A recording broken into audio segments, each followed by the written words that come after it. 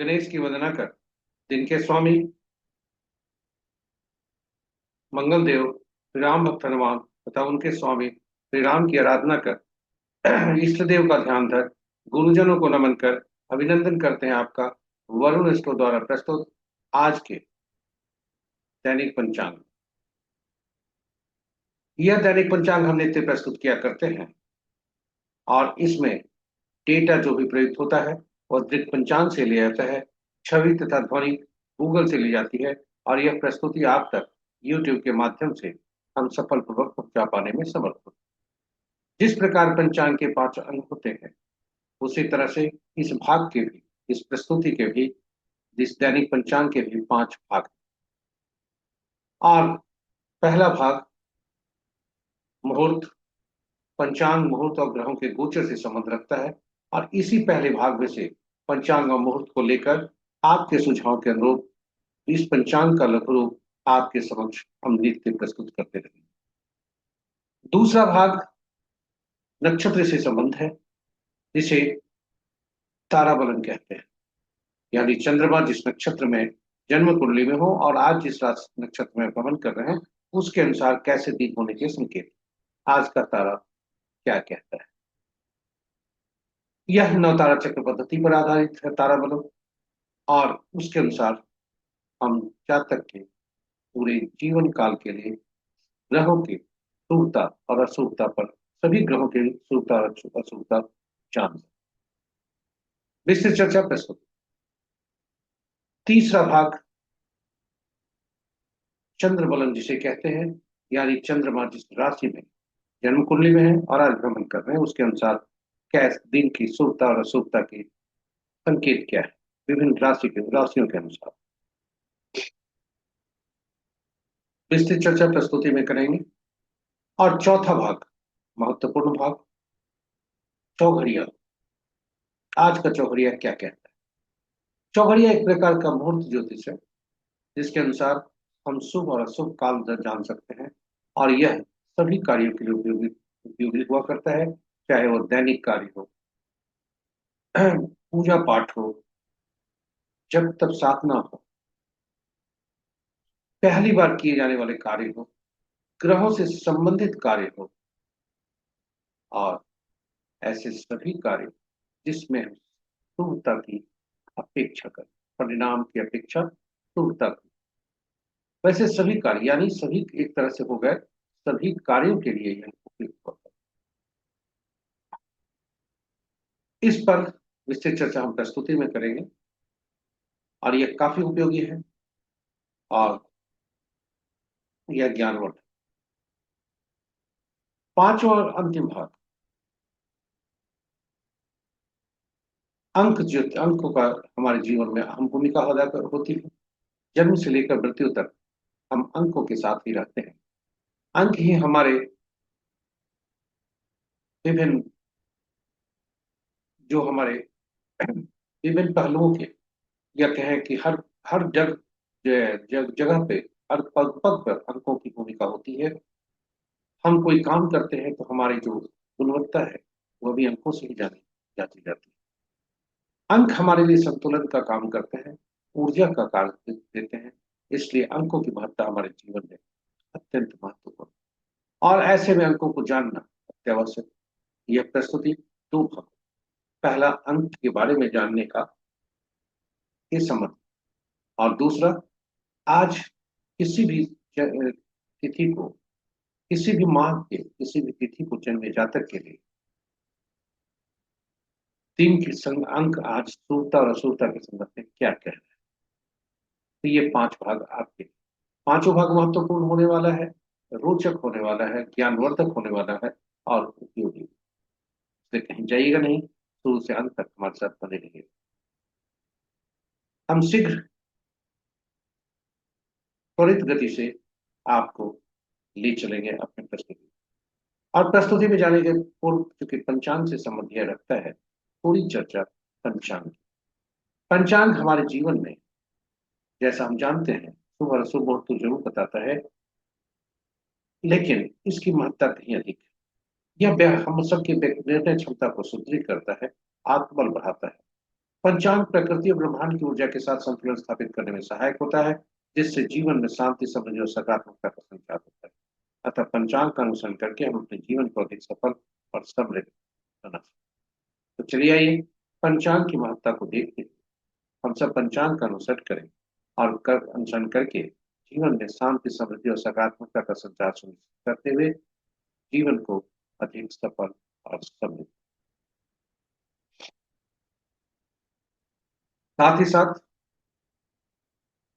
साझा कर प्रस्तुति को अपने मित्रों परिजनों का शुभेच्छाओं के संग, ताकि वे भी पंचांग का अनुसरण करके अपने जीवन में शांति, समृद्धि और सकारात्मकता का संचार सुनिश्चित करते हुए जीवन को अधिक सफल और समृद्ध बना सकें, और उनके इस प्रयास में हम सब एक माध्यम बनकर पुण्य के पथ। तो चलिए श्री राम की स्तुति करते हुए, उनका उद्घोष करते हुए चलते हैं प्रस्तुति के मुख्य भाग। जय श्री राम। जय श्री राम। स्वागत है आपका आज के दैनिक पंचांग के पहले भाग।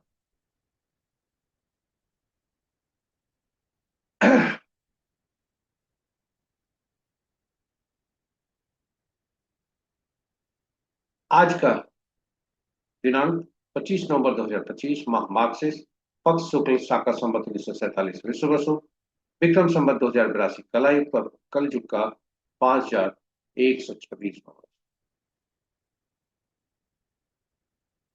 आज का सूर्योदय 6:14 पर, सूर्यास्त 4:59 पर। Sunrise at 6:14 AM and sunset at 4:59 PM। आज का दिशा शुल्क उत्तर है, फिर भी इस दिशा में यात्रा करने को बाध्यता हुई तो गुड़ का सेवन कर यात्रा में शुभ फल। पंचांग के पांचों अंग, वार मंगलवार, तिथि रात्रि के 10:56 तक पंचमी जो पूर्णा तिथि के अंतर्गत आता है, उसके बाद खष्टी जो नंतर तिथि के अंतर्गत आता है। नक्षत्र देर रात्रि 11:57 तक उत्तराषाढ़, उसके बाद श्रवण। योग दिन के 12:50 तक गंड, उसके बाद वृद्धि। करण दिन के 10:12 तक बौ, तत्पश्चात रात्रि के 10:56 तक बालव और फिर बालव। तो ये रहे पंचांग के पांचों अंग। महत्वपूर्ण मुहूर्त में जाने के पूर्व भोलेनाथ को नमन करते हुए, उनको स्मरण करते हुए देखते हैं कि भोलेनाथ का वास कहाँ है और सूखता कैसे। जय भोलेनाथ।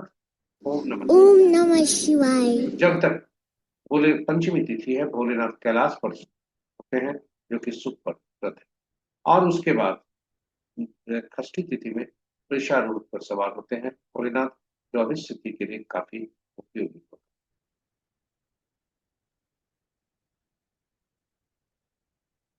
जय भोलेनाथ। ओम नमः। ओम नमः शिवाय। महत्वपूर्ण मुहूर्त में, के शुभ मुहूर्त में अभिजीत मुहूर्त,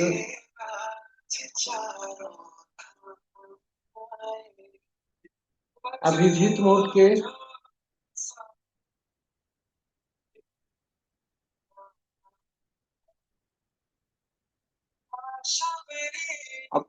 अब अभिषेक मुहूर्त में,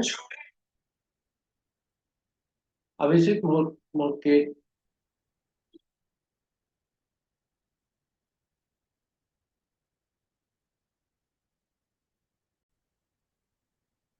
अभिजीत मुहूर्त दिन के 11:15 से 11:58 तक। अमृत काल संध्या 5 बजे से 6:45 रात्रि तक। रवि जो देर रात्रि 11:57 से 6:15 सुबह तक। विजय मुहूर्त अपराह्न 1:24 से 2:07 तक। गोधूली बेला संध्या 4:56 से 5:23 तक, और निश्चिता मुहूर्त देर रात्रि 11:10 से मध्य रात्रि 0:03 तक। रात्रि में किए जाने वाले पूजा पाठ, जब तक साधना, तंत्र मंत्र आदि के लिए निशिता मुहूर्त श्रेष्ठ हुआ कर। अशुभ मुहूर्त में सबसे प्रभावी अशुभ मुहूर्त राहु काल अपराह्न 2:17 से 2:38 अपराह्न तक। गुलिक काल दिन के 11:36 से 12:57 तक।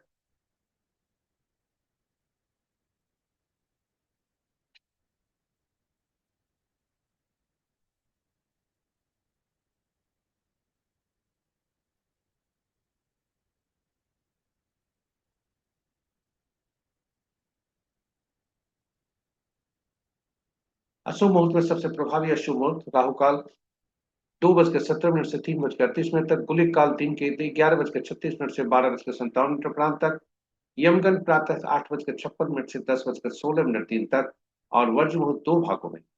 पहला भाग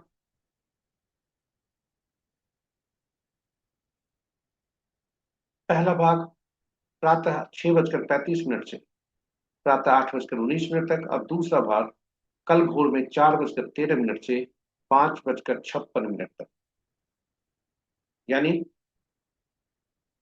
सूर्योदय के पूरा दिन पहले तक।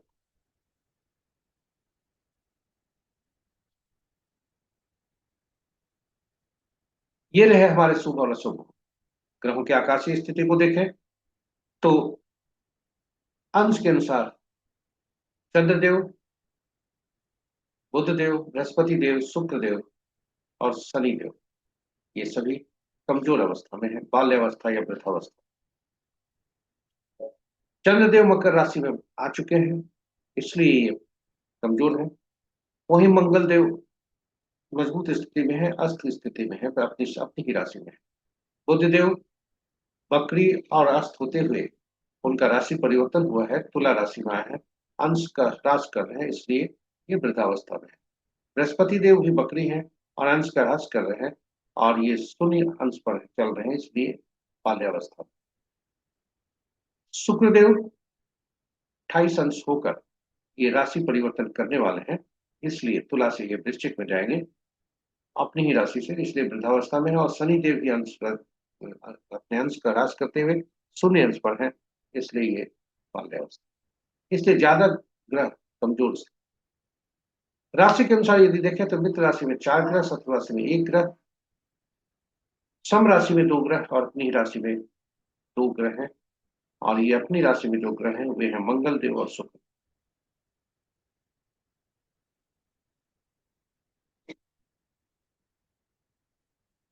इस प्रकार मंगल, शुक्र और शनि की राशि में दो दो ग्रह हैं, बुध की राशि में कोई ग्रह नहीं है, और शेष ग्रहों की राशियों में एक एक।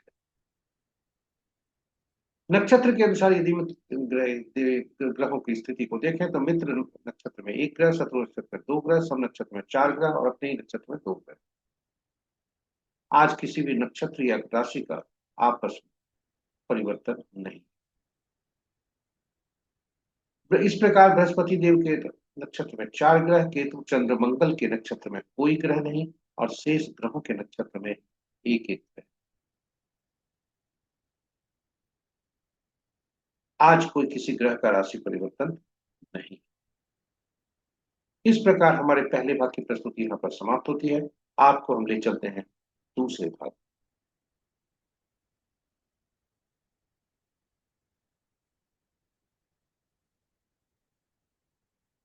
स्वागत है आपका दूसरे भाग। यह नक्षत्र के अनुसार, जिसे ताराबलन कहते हैं, आज का दिन कैसा है। यह चंद्रमा के गोचर से संबंध है और नक्षत्र, यानी चंद्रमा किस नक्षत्र में गोचर कर रहे हैं वह ताराबलन के समक्ष जो हॉरिजॉन्टल कॉलम है उसमें दर्शाया गया है। साथ ही साथ जो वर्टिकल कॉलम है वह चंद्रमा जिस नक्षत्र में है उससे संबंध। चंद्रमा जिस नक्षत्र में जन्म कुंडली में उससे संबंध है, यानी हर जातक का अपना अपना चंद्रमा यहाँ से देख सकते हैं किस नक्षत्र में है, और उनसे हॉरिजॉन्टल कॉलम में जहाँ क्रॉस हो वही वही आज का तारा होता है। सामान्यतः यह दो प्रकार का होता है, क्योंकि अवधि, एक अवधि और दो अवधि इसमें हुआ करती है। चंद्रमा बीच में ही गोचर करते हैं, तो जो अंतराल में एक नक्षत्र में है उसका फल अलग, और दूसरे नक्षत्र का अंतराल का फल अलग।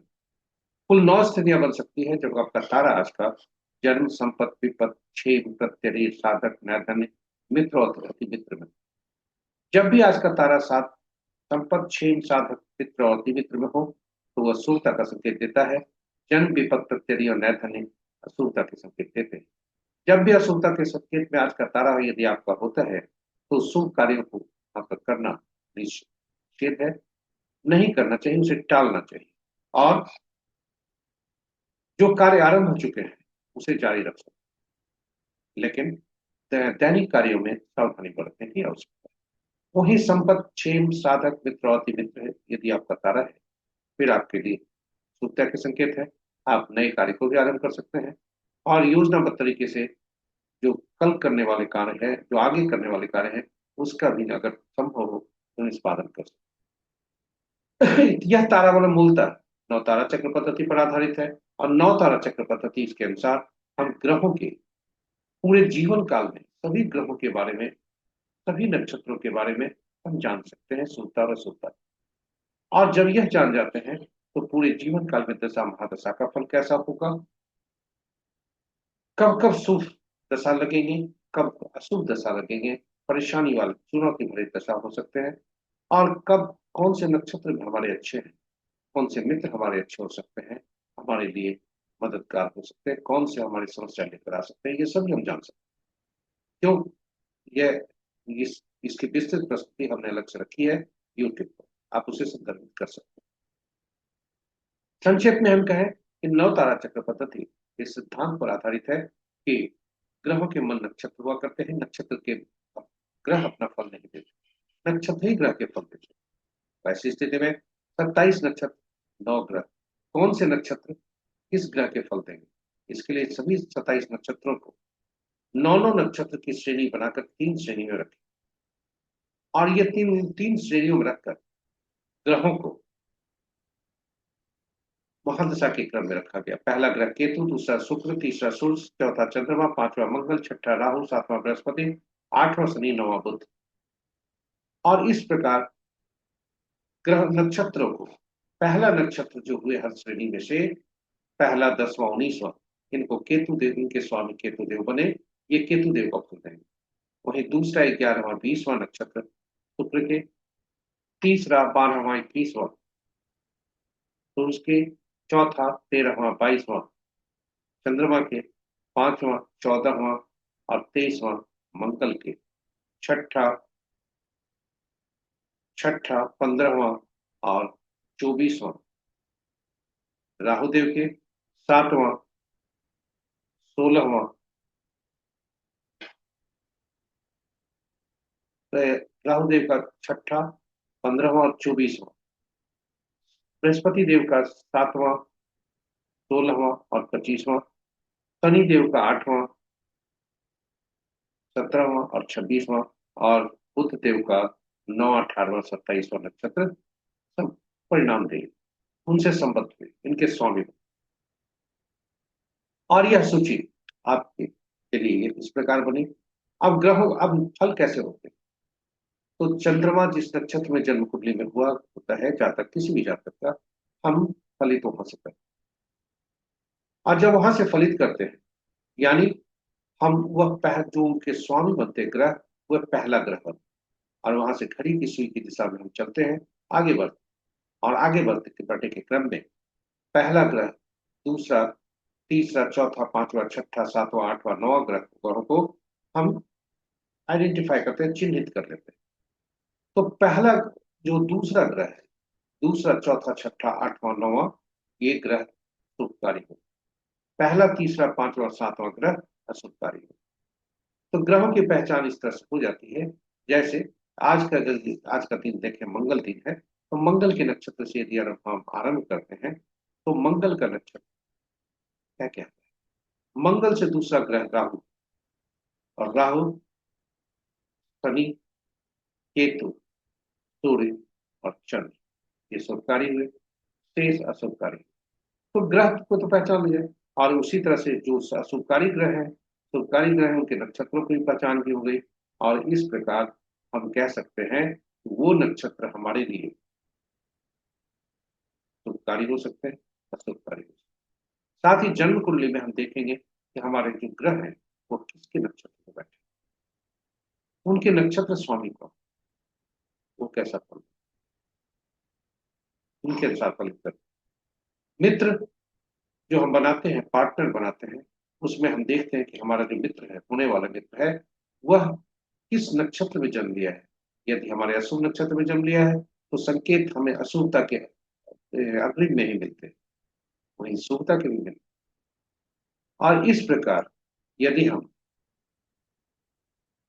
संपत्ति से वाले नक्षत्र यदि दूसरे नक्षत्र से में जन्मे जातक के से संबंध बनाते हैं, यानी मंगल में जन्म हुआ है, तो राहु के नक्षत्र में जो जातक पैदा हुआ होता है वही इनके लिए शुभकारी होगा। यदि बिजनेस पार्टनर, मित्र, अति मित्र जो होंगे इनके सूर्य और चंद्रमा में जन्मे जातक के होंगे, तो इस प्रकार हम नक्षत्रों के अनुसार हम ग्रहों को पहचान ये कर सकते हैं। कब शुभ फल होगा, कब अशुभ फल होगा, वह दशावधि पहचान सकते हैं और उसी अनुसार हम अपने कार्यों को योजनाबद्ध तरीके से कर सकते हैं। अशुभ स्थिति में हम चुनौती को स्वीकार करने के लिए मानसिक रूप से तैयार, अपने आप को तैयार करते हैं। हमारे इस वक्त होता है अपने आप को तैयार करने के लिए, और यही नवतारा चक्र पद्धति की पहचान, यही इसकी भूमिका है, यही इसका गुण। इसलिए नवतारा चक्र पद्धति पर हम अलग से वीडियो पोस्ट किए हैं, आप उसे संदर्भित कर सकते हैं। इसमें हमने भगवान राम, माँ सीता तथा पवन पुत्र हनुमान की भी पूरी करते हैं। चलिए अब आपको ले चलते हैं आज के ताराबल पर और देखते हैं कि आज का फल कैसा है। आज चंद्रमा 11:57 रात्रि तक उत्तराषाढ़ नक्षत्र में है, उसके बाद श्रवण नक्षत्र में जाता है। तो यदि उदाहरण स्वरूप यदि जानने का कोशिश करें, आज जो जिनके लिए कोई समस्या का कारण हो सकता है वह है जब तक उत्तराषाढ़ नक्षत्र में ये है तो राहु के में जन्मे जातक, यानी आद्रा, स्वाति और शतभिषा नक्षत्र में जन्मे जातक के लिए आज थोड़ी परेशानी का सबब हो। वहीं श्रवण नक्षत्र में जन्मे जातक के लिए रोहिणी, चास्ता या श्रवण में नक्षत्र में जन्मे जा रहे आज पुनर्वसु, विशाखा और पूर्व भाद्रपद नक्षत्र में जन्मे जातक के लिए जब चंद्रमा श्रवण में होते हैं तो वह भी अशुभकारी ज्यादा है, इसलिए इनको विशेष सावधान रखने की। भरणी, पूर्वा, फाल्गुनी, पूर्वाषाढ़ नक्षत्र में जन्मे जातक के लिए पहला भाग संपत्ति का है, दूसरा भाग विपत्ति। उसी प्रकार यदि हम देखें पुनर्वसु, विशाखा, पूर्वा भाद्रपद के लिए पहला साधक का है, दूसरा भाग अशुभ तक। और इस तरह से हम शुभ और अशुभ फलों के आज तारा क्या संकेत दे रहा है और उसी अनुसार हम अपने कार्यों का निष्पादन कर सकते हैं। दैनिक कार्य में सावधानी यदि शुभता की स्थिति है, और शुभ कार्य को आरंभ करने से बचें, उसको टालें, शुभता को आने तक, शुभ तारा के आने तक। उपाय के तौर पर आपके समक्ष प्रस्तुत जरूर है, हम उपाय आपके समक्ष रख रहे हैं, लेकिन यह केवल जानकारी हेतु है। इसका जोखिम, इसका उपाय कर, इसको अपनाकर जोखिम न, क्योंकि कार्य की सिद्धि यदि नहीं हो पाती है तो फिर नुकसान आपका हो सकता है, अशुभता हो सकती है। तो केवल जानकारी के लिए कि जन्म की अगर तारा में है तो तिला कर दो पत्ते वाली सब्जी का दान, विपत में है तो गुड़ का दान, प्रत्यय में तो नमक का दान, नैथन है तो प्याज को, मजबूरी हुई तो तिल सहित स्वर्ग का। तो ये रहे आज के तारा बलम। चंद्र बलम पे आपका स्वागत है। तीसरे भाग, यह राशि के अनुसार आज के दिन कैसे होने के संकेत। तो चंद्रमा मकर राशि में है, आज कोई राशि परिवर्तन नहीं है। इस पर प्रस्तुति को चंद्रबलम कहते हैं, यह और इस पद्धति को चंद्रबलम कहते हैं। यह चंद्रमा के जिस राशि में होते हैं उसके अनुसार फल देखते हैं। तो आज का दिन मेष, कर्क, सिंह, वृश्चिक, मकर और मीन राशि के जातक के लिए शुभता के संकेत। शेष राशि वाले जातक पर सावधान रहें, इष्ट देव का ध्यान रखें और अशुभता से बचें। चौथे भाग में जो चौघड़िया से संबंध रखता है उसमें आपका स्वागत है। यह एक प्रकार का मुहूर्त ज्योतिष है जो शुभ और अशुभ समय दर्शाता है। किसी भी शुभ काम को इसके उपयोग करने के लिए में इसका उपयोग किया जाता है, चाहे वो कार्य पूजा पाठ हो या कोई पहला बार काम किया जा रहा हो, ग्रहों से संबंधित कार्य हो या ऐसे सारे कार्य जिसमें हम शुभता की अपेक्षा करते हैं। इसलिए इसकी उपयोगिता को देखते हुए हमने यूट्यूब में चौघड़िया की उपयोगिता हिंदी में और यूटिलिटी ऑफ चौघड़िया अंग्रेजी में हमने पोस्ट करके रखा। संक्षेप में यहाँ बता दें कि कुल 8 चौघड़िया दिन के होते हैं, 8 चौघड़िया रात के होते हैं। और किंतु सप्ताह के दिन 7 ही होते हैं, इसलिए 7 चौघड़िया का नामकरण हुआ। और अंतिम चौघड़िया पहला जो चौघड़िया जो होता है वही अंतिम चौघड़िया होता है। आदि का जो चौघड़िया है वही अंत का चौघड़िया प्रतिदिन हुआ करता है। इस प्रकार 7 चौघड़िया 7 दिन, और 7 दिन के स्वामी यानी 7 ग्रह, और 7 ग्रह विशेष कार्य के लिए थे, विशेष प्रयोजन के लिए थे। इसलिए 7 चौघड़िया जो सभी कार्यों के अलावा ग्रहों के विशेष कार्य के लिए ही अधिक। दिन का चौघड़िया जब भी अशुभता से अधिव्याप्त हो, दिन या रात का, तो फिर त्याग को चौघड़िया का त्याग कर चौघड़िया को पहचाना जरूरी है। और दिन का चौघड़िया काल बेला, वार बेला और राहु काल से रह सकता है। रात्रि का चौघड़िया काल रात से। अनुभव के आधार पर आपको बता दें कि चूंकि दिन सूर्य का होता है और शनि से उनकी कटुता होती है, इसलिए शनि का जो चौघड़िया है काल चौघड़िया, वह प्रतिदिन काल बेला से ग्रसित है। और भी उस पर अधिक सूत्र अधिव्याप्त हो सकते हैं, लेकिन काल बेला से वो ग्रसित रहता है। इसी तरह रात्रि चंद्रमा का और बुध उनसे नाराज, इसलिए बुध का चौघड़िया लाभ चौघड़िया काल रात्रि से ग्रसित प्रतिदिन प्रति रात के। तो इस यह आपकी जानकारी के लिए हमने अपने अनुभव के आधार पर और अपने अनुसंधान के से हमने पाया है कि यह सटीक बैठता है। तो चलिए आज का चौघड़िया देखते हैं। आज का चौघड़िया क्या क्या है। आज का चौघड़िया दिन मंगलवार है, रोग चौघड़िया से दिन आरंभ हो रहे हैं। उद्वेग चौघड़िया आज का वार वेला जो सूर्य से संबंधित है, वार वेला से ग्रसित है। काल चौघड़िया काल चौघड़िया काल वेला से ग्रसित है, और शुभ चौघड़िया राहु काल से ग्रसित है।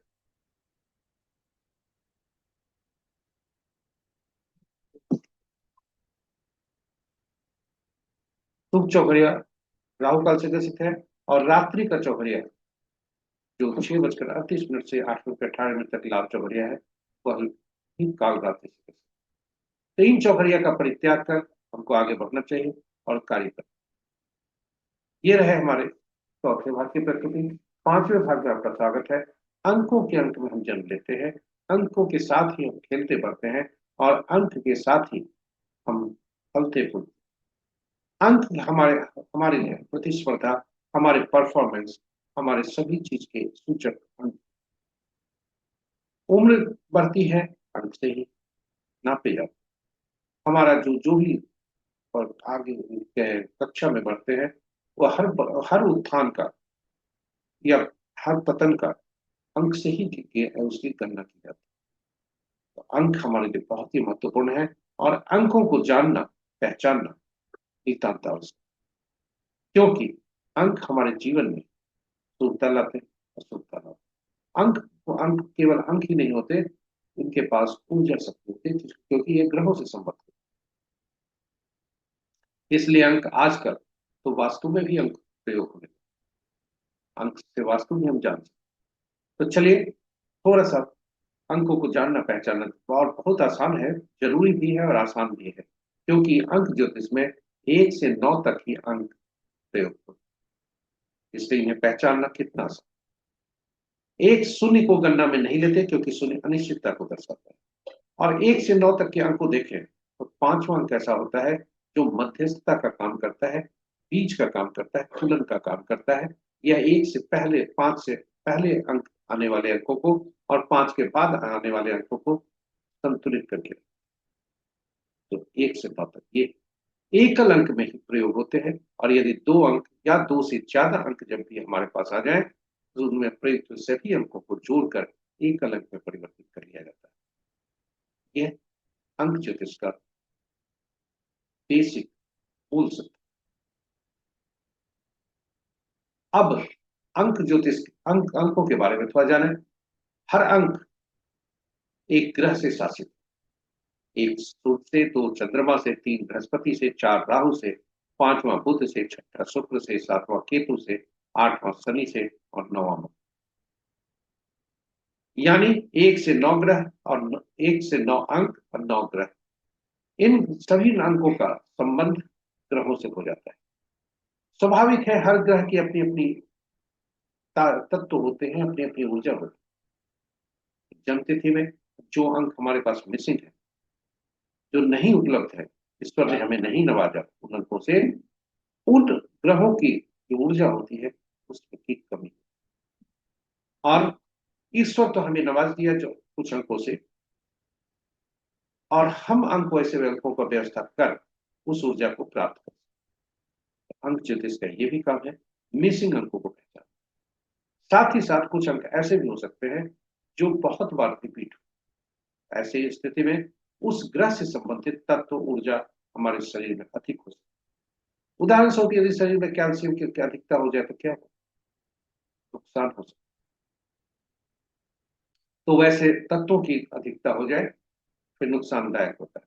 तो दो से अधिक, जो भी दो से ज्यादा रिपीटेशन जब भी होते हैं तो वे अंक हमारे लिए नुकसानदायक। ये भी पहचानना हमारा है, उसका उपाय भी करना। अंकों की दुनिया में हम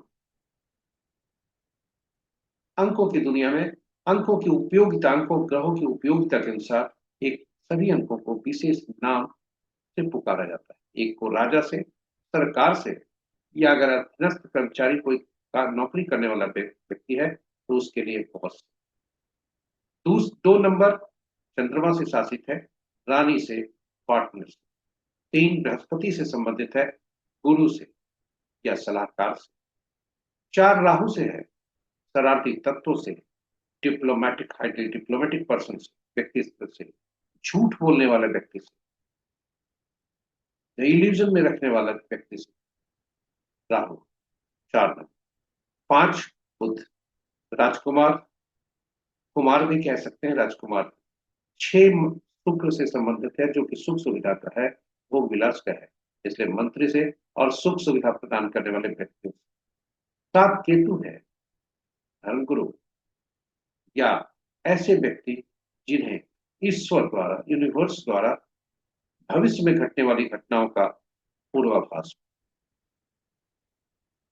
आठ शनि से संबद्ध, शनि नीचे के समाज के नीचे तबके के लोग से संबद्ध, अपने अधीनस्थ कर्मचारियों से, नौकर चाकर से, और न्यायाधीश, न्यायालय, न्यायाधीश और न्यायालय दोनों से। नौ मंगल से संबंध है, इसलिए सेनापति, पुलिस, डॉक्टर, खून। तो ये सभी अंकों को विशेष नाम से पुकारा जाता है, और यदि उनके नाम से संबंध अगर पकड़ लें फिर आपस के संबंध भी हम जान सकते। उदाहरण स्वरूप एक का दो से संबंध, राजा रानी का, सरकार और मंत्री का संबंध आपस में अच्छा ही हो, किंतु रानी को राहु से, दो को चार से संबंध कैसा हो, उन्हें सारथी तत्वों से संबंध कैसे हो सकता, कटुता रहेगी। इल्यूजन रखने वाले व्यक्तियों से कटुता रहेगी। लेकिन एक से, क्योंकि राजा सरकार होता है, उसे इस घर को लेकर चलना होता है, इसलिए एक के साथ चार का संबंध होता है। इन दो का चार के संबंध होता है। एक का आठ के संबंध आप देखें क्या होगा। एक का आठ के संबंध शत्रुता। क्यों? क्योंकि एक सरकार है, दूसरा न्यायालय है। एक सरकार है, दूसरा अधीनस्थ कर्मचारी है। एक का दाम काम देना है, एक का काम देना है, इसलिए दोनों में शत्रुता बनती है। और सूर्य और शनि दोनों पिता और पुत्र भी हैं, दोनों में कटुता ग्रहों में। इसलिए ग्रहों से मिलाकर अंकों को देखकर हम यहाँ शुभता अशुभता देख सकते हैं, मित्रता और शत्रुता। वैसे विस्तृत चर्चा हम इसमें भी करेंगे, किंतु अब आते हैं आपको अंक जन्म तिथि। जब हम जन्म लेते हैं तो ईश्वर हमें अंक, कुछ अंक से उपहार के रूप में देते हैं, और वह अंक जन्म तिथि के रूप में आता है। जन्म तिथि में तिथि, माह और वर्ष हुआ करते हैं।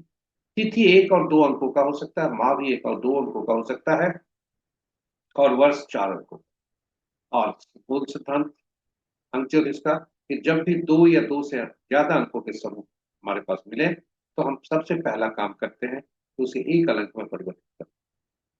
तो हमने भी यहाँ पर किया, एक तिथि हमने ली है, यह गूगल से लिया है।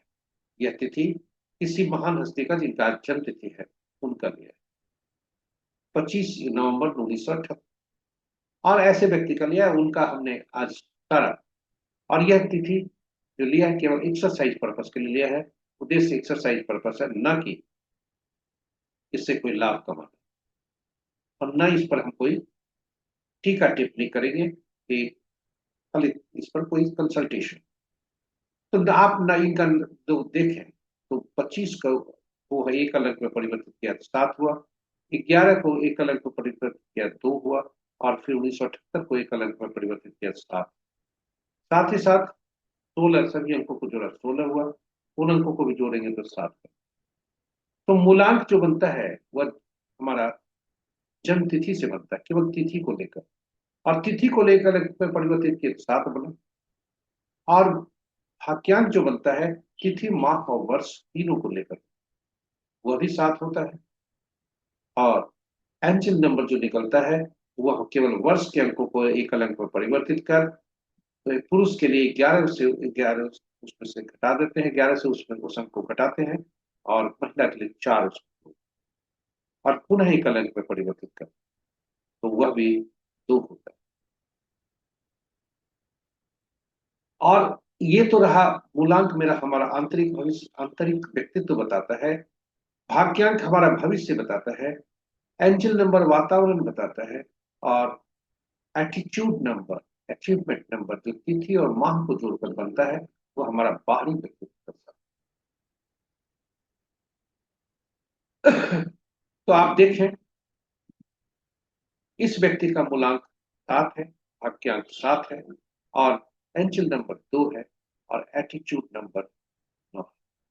इन अंकों को आप जोड़ सकते, नोट करके रख सकते, आगे चर्चा। तो ये सभी स्थिर अंक होते हैं, इसको बदला नहीं जा सकता। लेकिन यदि अब दूसरा सिद्धांत आपको, नियम, बहुत महत्वपूर्ण नियम आपको बताते हैं, जिस पर पूरा अंक ज्योतिष काम करता है, यह होता है मूलांक और भाग्यांक, ड्राइवर और कंडक्टर। मूलांक को ड्राइवर भी कहते हैं, कंडक्टर भी कहते हैं, और भाग्यांक को कंडक्टर भी कहते हैं। जिस तरह बस को ड्राइवर और कंडक्टर में आपस में शत्रुता हो, तो बस को चलना मुश्किल है, स्ट्रगल होगी बस को चलने में, हमारे जीवन काल में भी वही बात, स्ट्रगल होगा यदि मूलांक और भाग्यांक का आपस में शत्रुता हो जाए, ड्राइवर और कंडक्टर। दूसरी परिस्थिति बन सकती है जब ड्राइवर और कंडक्टर में आपस में मित्रता हो, किंतु बस सवार जो है वो ड्राइवर और कंडक्टर का शत्रुता होता है। तो जैसे ही वो सवार होता है जिस पॉइंट पर, वहां से बस थोड़ा प्रॉब्लम में चलती है, हिंड्रेंस होता है, बाधा होती है, चलती नहीं है, रुकती नहीं है, चलती रहती है, लेकिन बाधाएं होती, तरह तरह के ऑब्स्टेकल आते, जीवन में भी वही होता है। सब कुछ है, ड्राइवर कंडक्टर आपस में मित्र हैं, शत्रु नहीं है, लेकिन हम कुछ अंक ऐसे ले आए जो कि शत्रु का काम करेगा, और वह मूलांक और भाग्यांक मेरा गड़बड़ा गया। इसलिए वैसी स्थिति को भी पहचानना है। इसलिए अंक ज्योतिष को पहचानना, अंक ज्योतिष में अंकों को पहचानना नितांत आवश्यक। अब मूलांक भाग्यांक अगर शत्रु है, तो हम डायनेमिक अंक जो ईश्वर देते हैं वो स्टैटिक अंक होते हैं, जो हम बनाते हैं डायनेमिक अंक।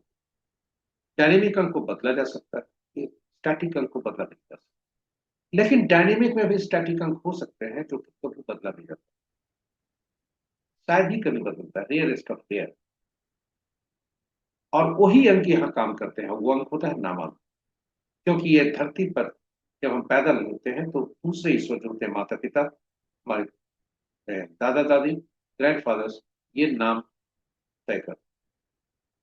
तो ये नाम जो तय होते हैं उसमें नामांक निकलता है। अब आप आश्चर्यचकित होंगे कि नाम में तो अक्षर होते हैं, वे तो अक्षर तय करते हैं, अंक तो तय नहीं करते। जी, यही इस पर यही उद्देश्य है इस प्रस्तुति का, कि आप अंकों को पहचाने, नाम बच्चे को देने समय पहचाने कि उसके शत्रु अंक क्या है और मित्र अंक क्या है,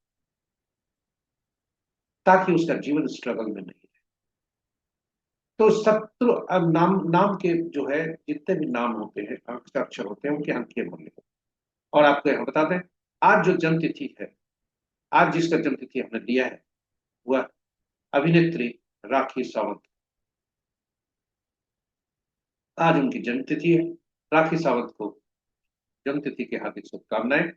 और आप देखें कि इनके नाम के का जो पहला अक्षर है वह 2 से शुरू होता है, यानी पहला अक्षर ही ऊर्जा वही देता है।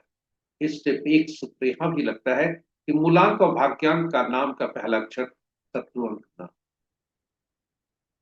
और नामांक शत्रु अंक।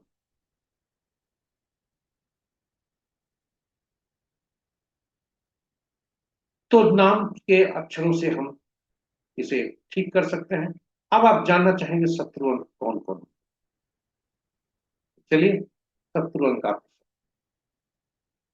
1 के 8, 2 के 4 6 8 9, 3 के 6, 4 के 8 9 4 2, 5 के कोई नहीं, 6 के 3 9, 7 के 7 9 3, 8 के 1 2 9 4 8 और 9 के 6 4 2 8। एक और सूची आपके समक्ष है जो कि नाम का पहला अक्षर से संबंधित है, यानी हर अंक के शत्रु अक्षर आपके समक्ष और नाम का यह पहला अक्षर नहीं है। तो 7 अंक का यदि देखें तो नाम का पहला अक्षर CLSZ नहीं होना चाहिए। रात्रि सावंत का आर से नाम है, इसलिए दुश्मन नहीं। लेकिन 7 के 7 दुश्मन है। कुछ अंक ऐसे हैं जो अपने ही अंकों के दुश्मन है। 8 9 4, तो जैसे 4 के 4 ही दुश्मन है, 7 के 7 दुश्मन है, 8 के 8 दुश्मन है, 9 के 9 दुश्मन। इनके आचरण व्यवहार के कारण, क्योंकि एक म्यान में दो तलवार नहीं रह सकती। एक झूठ बोलने वाले व्यक्ति हमेशा वो चाहता है कि हमारे सामने हर व्यक्ति सच बोले, इसलिए राहु को राहु से ही दुश्मन। उसी तरह से साधु सन्यासी या जो है हाईली इंट्यूटिव पर्सन को उसी उसी व्यक्ति से दुश्मनी। ईश्वर उन्हें कैसे, ये पूर्वाभास कैसे हो गया इनको किसी घटना का, इसलिए तो केवल हमको होनी चाहिए। 8 को 8 से न्यायाधीश का, न्यायालय का जजमेंट बदलता है, कोर्ट दूसरे कोर्ट का जजमेंट बदलता है। न्यायाधीश एक जजमेंट दूसरे जजमेंट का ये होता है। इसलिए उसी तरह से एक नौकर दूसरे नौकर के प्रति स्पर्धा में रहते हैं। और अंत में 9 अंक, 9 अंक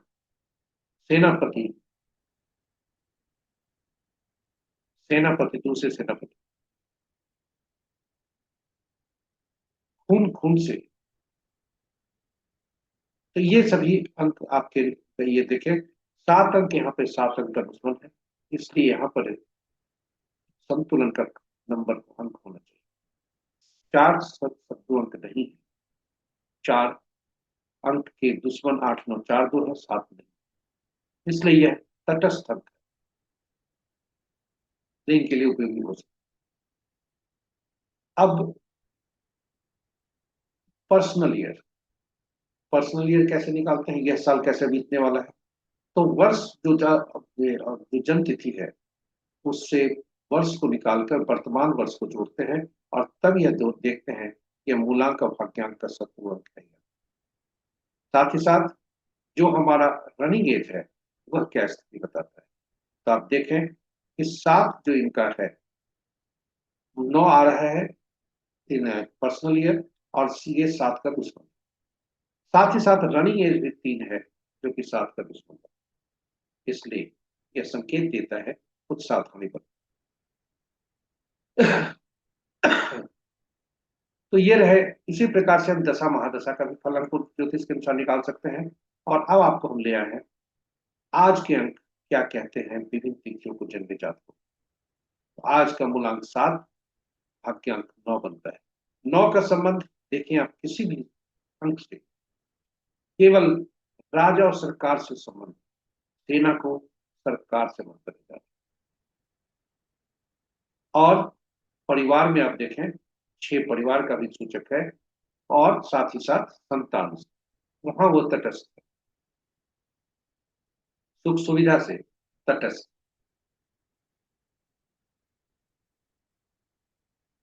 तो इस तरह से यदि हम देखें तो 9 अंक का केवल 1 10 19 28 तारीख को जो जन्म लिए हैं उनके साथ संबंध अति मित्र का नहीं है, मित्र का है।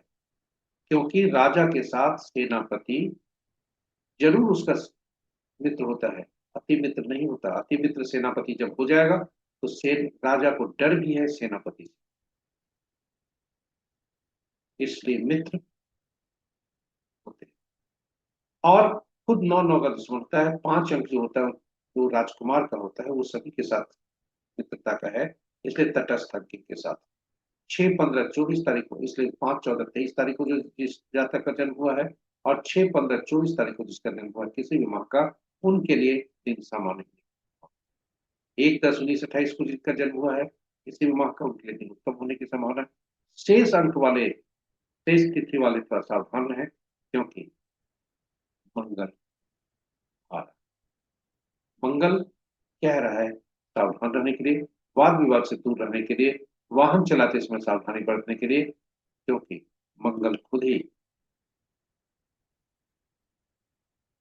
थोड़ा सा गुस्सैल मिजाज का है, और वर्ष भी 2025 9 का है, इसलिए सावधानी ज्यादा बरतने का सलाह तो बनता है। इसके साथ ही हम प्रस्तुति के अंतिम चरण पर आ गए। हमारे साथ बने रहने के लिए बहुत बहुत धन्यवाद। आशा करते हैं कि यह प्रस्तुति आपके लिए उपयोगी रहा होगा, ज्ञानवर्धक और रोचक। इस प्रस्तुति को और रोचक और ज्ञानवर्धक तथा उपयोगी बनाने के लिए आपका सुझाव अपेक्षित है। यदि इस प्रस्तुति को आप पहली बार देख रहे हैं तो हमारे चैनल को सब्सक्राइब करें, साथ ही साथ नोटिफिकेशन बटन को दबा दें, ताकि हमारे हर प्रस्तुति की सूचना आप तक पहुंच सके और आप उससे लाभान्वित। इन्हीं शब्दों के साथ हम आपसे विदा लेते हैं। लेने के पूर्व आपसे आग्रह करते हैं कि इसे साझा जरूर करें अपने मित्रों, परिजनों, शुभेच्छुओं के संग, ताकि वे भी इस प्रस्तुति का लाभ उठा सके और अपने जीवन में शुभता ला सके। मंगल देव से कामना करते हैं, मंगल देवता श्री राम भक्त हनुमान और उनके स्वामी श्री राम से प्रार्थना करते हैं कि आज का दिन आपका मंगल। जय श्री राम, जय हनुमान।